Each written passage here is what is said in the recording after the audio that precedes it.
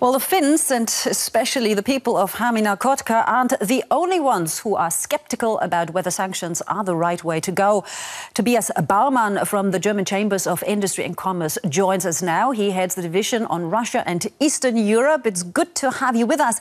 Now, firstly, please do tell me from your point of view, how precarious are trade relations with Russia right now? Trade relations are slowing down, but they're slowing down already since last year. So exports of German industries went down 16% from January to June right now. These are the latest figures.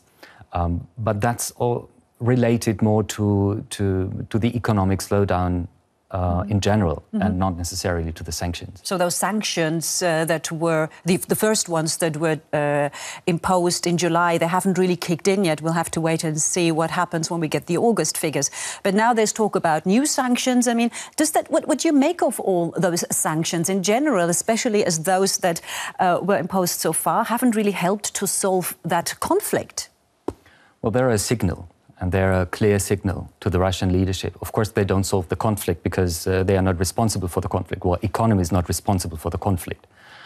But as I said, it's a signal, and we do hope that it maybe starts a process of more cooperation and more will to cooperation in the Russian leadership. Do you see any signal for that? Not yet. Well, who do you think? Because these tit-for-tat sanctions, we've just seen it in the report, are already hurting some parts of industry. Germany has so far weathered the crisis fairly well, but eventually it might hurt the German economy too. Who do you think has the longer staying power in this, Russia or the EU?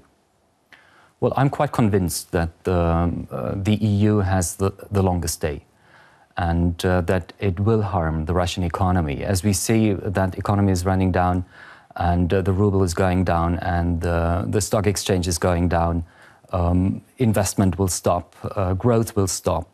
I think this is very harmful for Russian economy, and the concept of modernization is really put in question.